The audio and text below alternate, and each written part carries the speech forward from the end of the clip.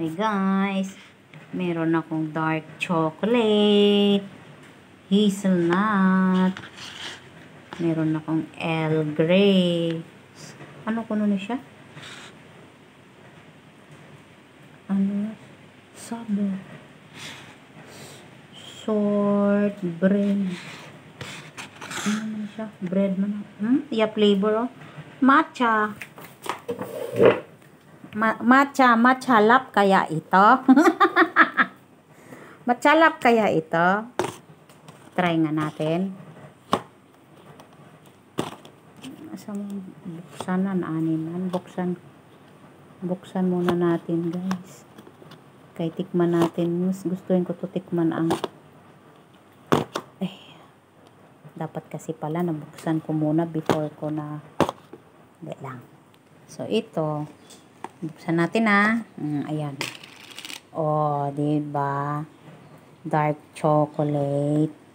Oh, may dark chocolate sa gitna. Tikman natin ta.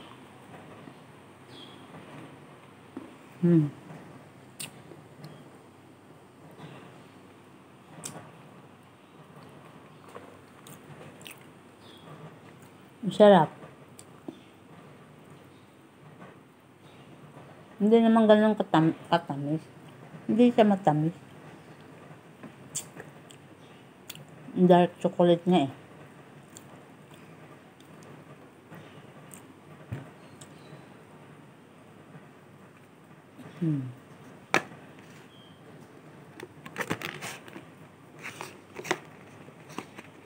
Ito naman tikman natin.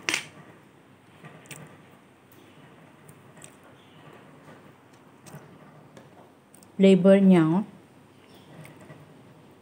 matcha. Matcha lap kaya ito. Mana natin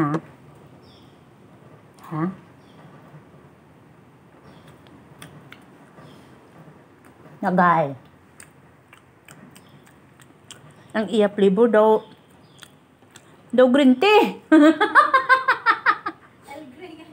Hindi. Ang matcha. Matcha, akala ko matcha lap.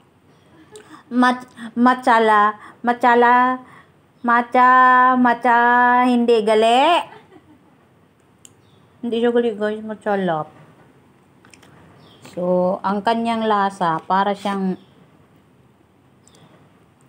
may matcha na flavor sa gitna. Hindi ko siya type. Saan ko ilagay ko muna yan dyan. Kasi, mamaya ko yan, kinagatan ko kaagad ng malaki Pero, may ano siya, parang may mint na may mint na, ano ba yan? Parang hindi ko naman ito mabuksan ng isa. Hawakan mo nga muna, be. Ito na, nabuksan na. Itong isa naman niya, flavor niya, is Earl Grey. Tea rin to, tea. Earl Grey. Be? Lambot siya, parang cookies.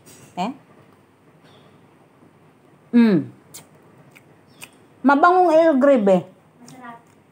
Masarap. Parang Earl Grey din na ni Lolo, yung tsaa niya. Mabango. Masarap, pero ang matcha, hindi ko siya type. Masarap yung masarap din tong dark chocolate.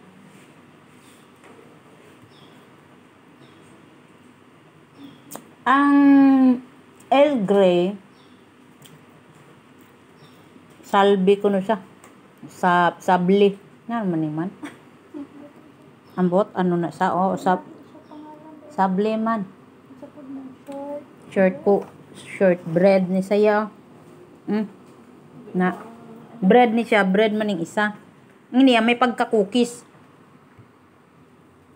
Ang Earl Grey may pagka-cookies ang kanyang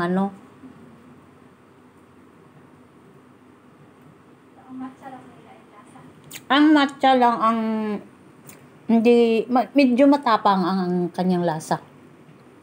Matapang talaga. Alam niyo yung malunggay na malunggay na binlend tsaka ginawang powder. Mga ganun ng lasa niya. Ganon yung niya sa loob. Amoy pati. Matcha nga. Tapos, parang ano siya, parang mint, medyo maano siya sa, pag kinain mo, yung may anghang ng kaunti. Ganyan yung matcha.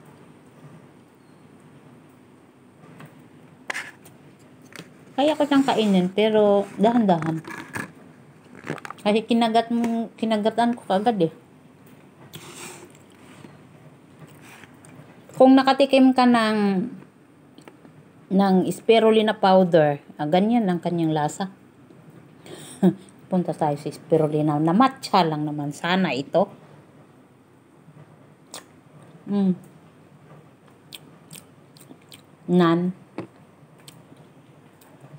Magtimpla muna ako guys ng kape na tapos na yung kulo ng heater. Bye. Thank you guys. Pero mas masarap itong dark chocolate tsaka yung Earl Grey. Yung matcha lang medyo hindi siya ganun ka kumbaga mapagpipilian, talagang panghuli siya. Iba ang kanyang lasa eh. Kakaiba. Ayan na, bye-bye.